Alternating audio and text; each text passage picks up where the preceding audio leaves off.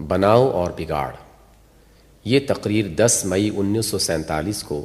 دارالاسلام نزد پٹھان کوٹ مشرقی پنجاب کے جلسہ عام میں کی گئی تھی۔ سامعین میں مسلمانوں کے علاوہ بہت سے ہندو اور سکھ حضرات بھی شریک تھے۔ پس منظر میں اس حقیقت کو پیش نظر رکھا جائے کہ یہ وہ زمانہ تھا جب سارا مشرقی پنجاب ایک کوہ آتش فشاں کی طرح پھٹنے کے لیے تیار تھا، اور 3 ہی مہینے بعد وہاں فتنہ و فساد کی وہ آگ بھڑکنے والی تھی جس کی تباہ کاریاں اب تاریخ انسانی کا ایک دردناک ترین باب بن چکی ہیں۔ حمد و ثنا، تعریف اور شکر اس خدا کے لیے ہے جس نے ہمیں پیدا کیا، عقل اور سمجھ بوجھ عطا کی، برے اور بھلے کی تمیز بخشی، اور ہماری ہدایت و رہنمائی کے لیے اپنے بہترین بندوں کو بھیجا۔ اور سلام ہو خدا کے ان نیک بندوں پر جنہوں نے آدم کی اولاد کو آدمیت کی تعلیم دی، بھلے مانسوں کی طرح رہنا سکھایا، انسانی زندگی کے اصل مقصد سے آگاہ کیا، اور وہ اصول ان کو بتائے جن پر چل کر وہ دنیا میں سکھ اور آخرت میں نجات پا سکتے ہیں۔ حاضرین و حاضرات، یہ دنیا جس خدا نے بنائی اور جس نے اس زمین کا فرش بچھا کر اس پر انسانوں کو بسایا ہے، وہ کوئی اندھا دھند اور الل ٹپ کام کرنے والا خدا نہیں۔ وہ چوپٹ راجہ نہیں ہے کہ اس کی نگری اندھیر نگری ہو۔ وہ اپنے مستقل قانون، پختہ ضابطے اور مضبوط قاعدے رکھتا ہے جن کے مطابق وہ سارے جہان پر خدائی کر رہا ہے۔ اس کے قانون سے جس طرح سورج، چاند، زمین اور تارے بندھے ہوئے ہیں، جس طرح ہوا، پانی، درخت اور جانور بندھے ہوئے ہیں، اسی طرح ہم آپ سب انسان بھی بندھے ہوئے ہیں۔ اس کا قانون جس طرح ہماری پیدائش اور موت پر، ہمارے بچپن اور جوانی اور بڑھاپے پر، ہماری سانس کی آمد و رفت پر، ہمارے ہاضمے اور خون کی گردش پر، اور ہماری بیماری و تندرستی پر بے لاگ اور اٹل طریقے سے چل رہا ہے، ٹھیک اسی طرح اس کا ایک اور قانون بھی ہے جو ہماری تاریخ کے اتار چڑھاؤ پر،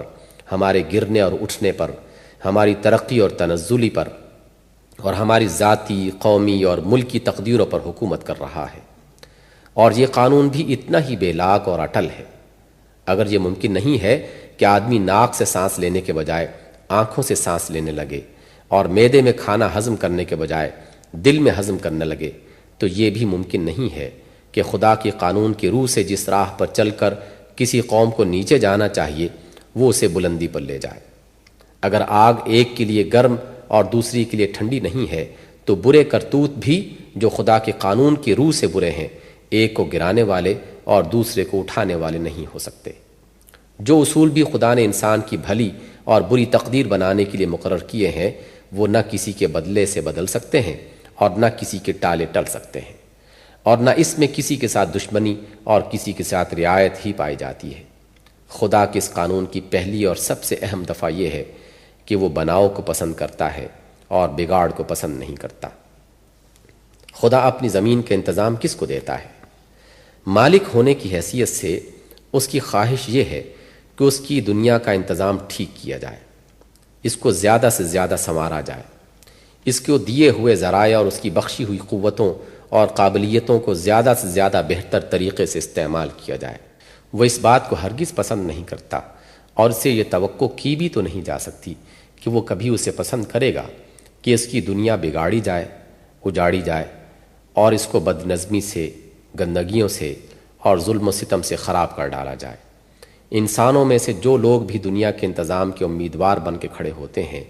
جن کے اندر بنانے کی زیادہ سے زیادہ صلاحیت ہوتی ہے، انہی کو وہ یہاں انتظام کے اختیارات سپرد کرتا ہے۔ پھر وہ دیکھتا رہتا ہے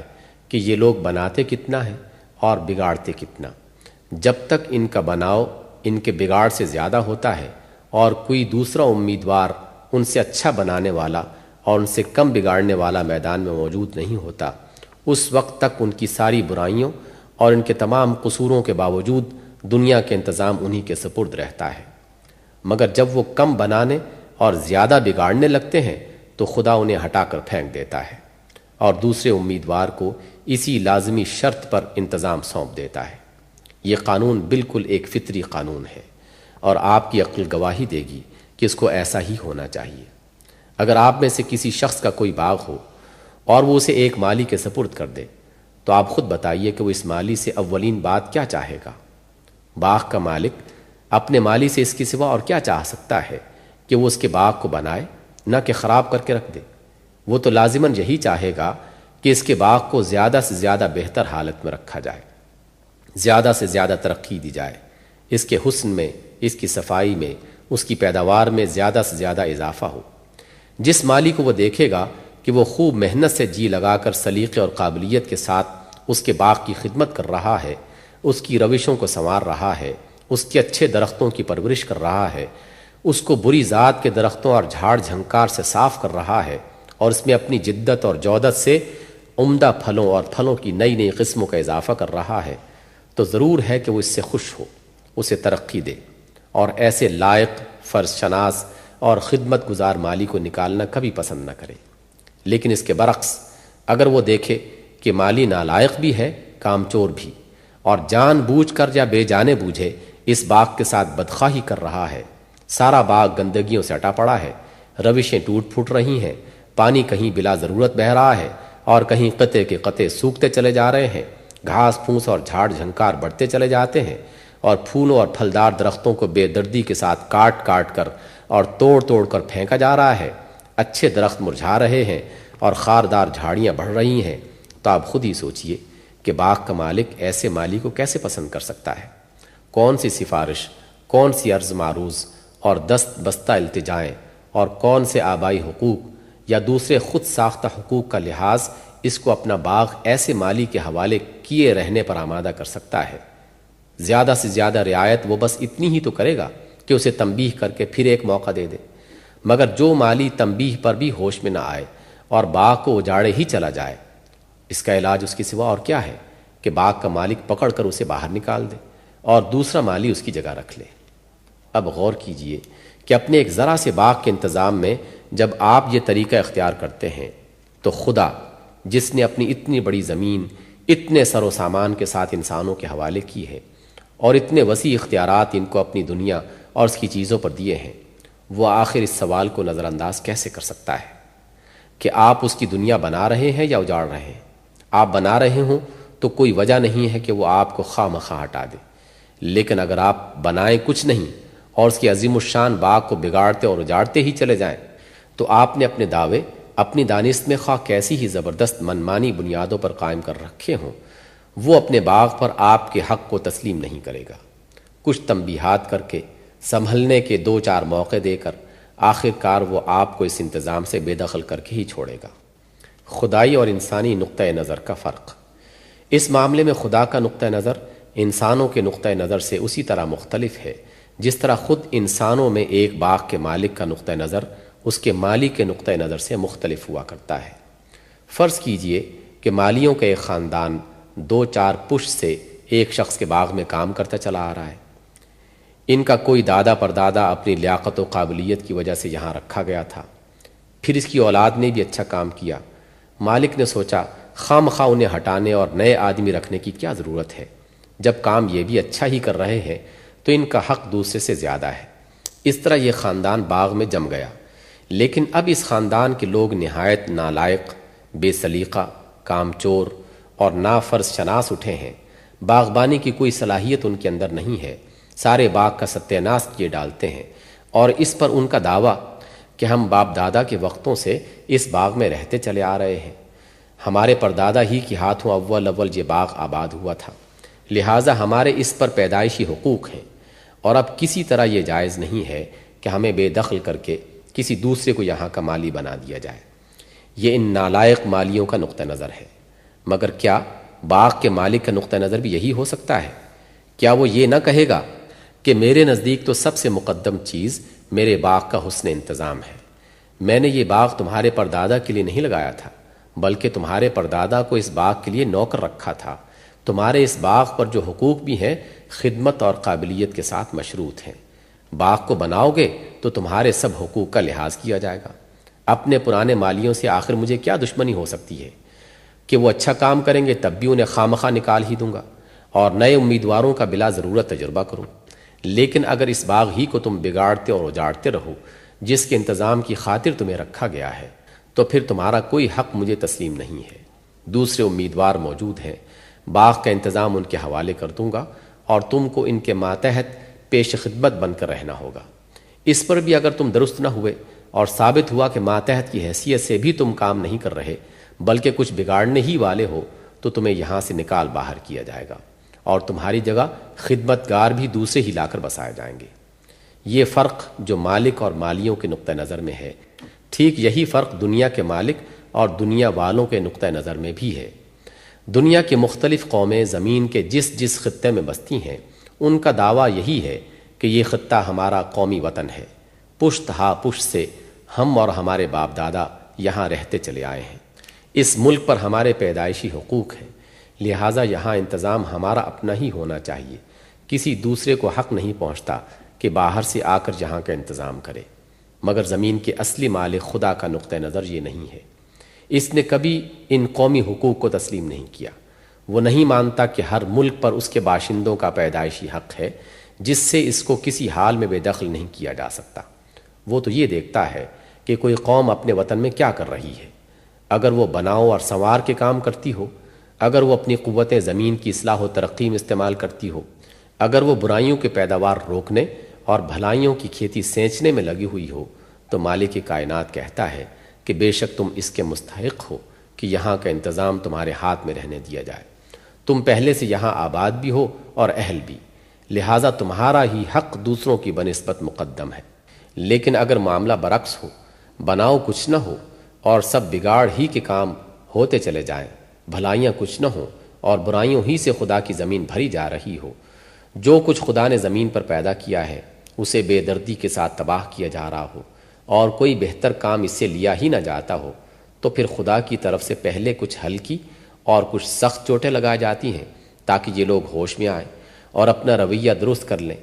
پھر جب وہ قوم اس پر درست نہیں ہوتی تو اسے ملک کے انتظام سے بے دخل کر دیا جاتا ہے اور کسی دوسری قوم کو جو کم از کم اس کی بنسبت اہل تر ہو وہاں کی حکومت دے دی جاتی ہے۔ اور بات اس پر بھی ختم نہیں ہوتی، اگر ماتحت بننے کے بعد بھی باشندگان ملک کسی لیاقت و اہلیت کا ثبوت نہیں دیتے اور اپنے عمل سے یہی ظاہر کرتے ہیں کہ ان سے کچھ بھی بننا آئے گا بلکہ کچھ بگڑ ہی جائے گا، تو پھر خدا ایسی قوم کو مٹا دیتا ہے اور دوسروں کو لے آتا ہے جو اس کی جگہ بستے ہیں۔ اس معاملے میں خدا کا نقطہ نظر ہمیشہ وہی ہوتا ہے جو مالک کا ہونا چاہیے۔ وہ اپنی زمین کے انتظام میں دعوے داروں اور امیدواروں کی آبائی یا پیدائشی حقوق نہیں دیکھتا، وہ تو یہ دیکھتا ہے کہ ان میں کون بناؤ کی زیادہ سے زیادہ صلاحیت اور بگاڑ کی طرف کم سے کم میلان رکھتا ہے۔ ایک وقت کے امیدواروں میں سے جو اس لحاظ سے اہل تر نظر آتے ہیں انتخاب انہی کا ہوتا ہے، اور جب تک ان کے بگاڑ سے ان کا بناؤ زیادہ رہتا ہے یا جب تک ان کی بنسبت زیادہ اچھا بنانے والا اور کم بگاڑنے والا کوئی میدان میں نہیں آ جاتا، اس وقت تک انتظام انہی کے سپرد رہتا ہے۔ تاریخی شہادتیں، یہ جو کچھ میں عرض کر رہا ہوں تاریخ گواہ ہے کہ خدا نے ہمیشہ اپنی زمین کا انتظام اسی اصول پر کیا ہے۔ دور کیوں جائیے، خود اپنے اسی ملک کی تاریخ دیکھ لیجئے۔ یہاں جو قومیں پہلے آباد تھیں ان کی تعمیری صلاحیتیں جب ختم ہو گئیں تو خدا نے آریوں کو یہاں کے انتظام کا موقع دیا جو اپنے وقت کی قوموں میں سب سے زیادہ اچھی صلاحیتیں رکھتے تھے۔ انہوں نے یہاں آ کر ایک بڑے شاندار تمدن کی بنیاد رکھی، یہاں سے علوم و فنون ایجاد کیے، زمین کے خزانوں کو نکالا اور انہیں بہتری میں استعمال کیا، بگاڑ سے زیادہ بناؤ کے کام کر کے دکھائے۔ یہ قابلیتیں جب تک ان میں رہیں، تاریخ کے سارے نشیبوں اور فرازوں کے باوجود یہی اس ملک کے منتظم رہے۔ دوسرے امیدوار بڑھ بڑھ کر آگے آئے مگر دھکیل دیے گئے، کیونکہ ان کے ہوتے دوسرے منتظم کی ضرورت نہ تھی۔ ان کے حملے زیادہ سے زیادہ بس یہ حیثیت رکھتے تھے کہ جب کبھی یہ زیادہ بگڑنے لگتے تو کسی کو بھیج دیا جاتا تاکہ انہیں متنبع کر دے، مگر جب بگڑتے ہی چلے گئے اور انہوں نے بناؤ کے کام کم اور بگاڑنے کے کام زیادہ کرنے شروع کر دیے، جب انہوں نے اخلاق میں وہ پستی اختیار کی جس کے آثار بام مارگی تحریک میں آپ دیکھ سکتے ہیں، جب انہوں نے انسانیت کی تقسیم کر کے خود اپنی ہی سوسائٹی کو ورنوں اور ذاتوں میں پھاڑ ڈالا، اپنی اجتماعی زندگی کو ایک زینے کی شکل میں ترتیب دیا جس کی ہر سیڑھی کا بیٹھنے والا اپنے سے اوپر کی سیڑھی والے کا بندہ اور نیچے کی سیڑھی والے کا خدا بن گیا، جب انہوں نے خدا کے لاکھوں کروڑوں بندوں پر وہ ظلم ڈھایا جو آج تک اچھوت پن کی شکل میں موجود ہے، جب انہوں نے علم کے دروازے عام انسانوں پر بند کر دیے اور ان کے پنڈت علم کے خزانوں پر سانپ بن کر بیٹھ گئے، اور جب ان کے کارفرما طبقوں کے پاس اپنے زبردستی جمائے ہوئے حقوق وصول کرنے اور دوسروں کی محنتوں پر داد عیش دینے کے سوا کوئی کام نہ رہا، تو خدا نے آخر کار ان سے ملک کا انتظام چھین لیا اور وسط ایشیا کی ان قوموں کو یہاں کام کرنے کا موقع دیا جو اس وقت اسلامی تحریک سے متاثر ہو کر زندگی کی بہتر صلاحیتوں سے آراستہ ہو گئی تھیں۔ یہ لوگ سینکڑوں برس تک یہاں کے انتظام پر سرفراز رہے، اور ان کے ساتھ خود اس ملک کے بھی بہت سے لوگ اسلام قبول کر کے شامل ہو گئے۔ اس میں شک نہیں کہ ان لوگوں نے بہت کچھ بگاڑا بھی، مگر جتنا بگاڑا اس سے زیادہ بنایا۔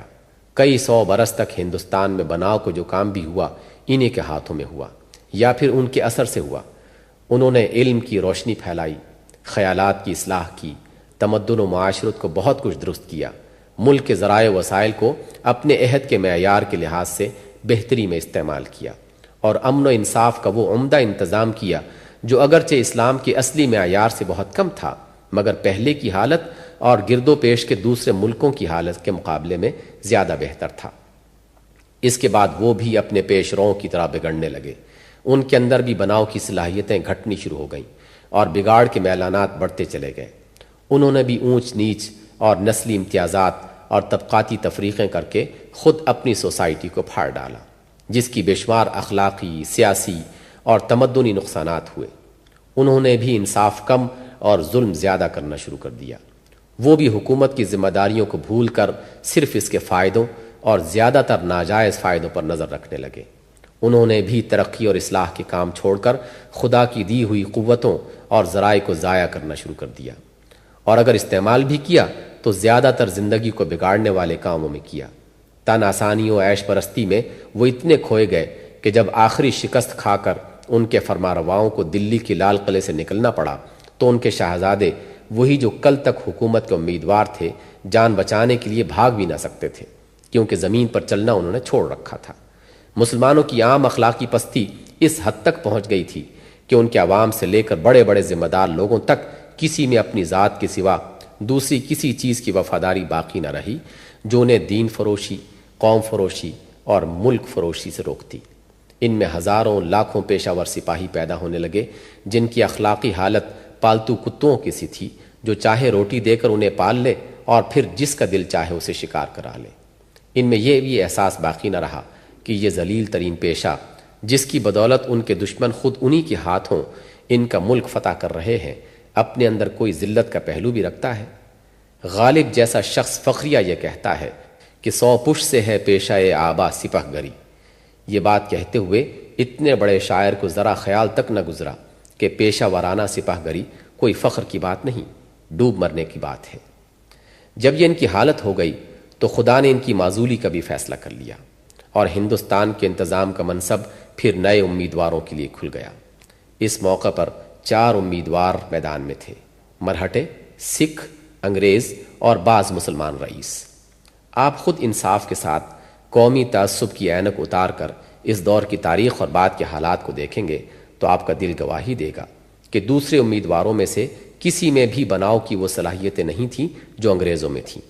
اور جتنا بگاڑ انگریزوں میں تھا اس سے کہیں زیادہ بگاڑ مرہٹوں، سکھوں اور مسلمان امیدواروں میں تھا۔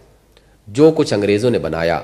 وہ ان میں سے کچھ نہ بنا تھا، اور جو کچھ انہوں نے بگاڑا اس سے بہت زیادہ یہ امیدوار بگاڑ کر رکھ دیتے۔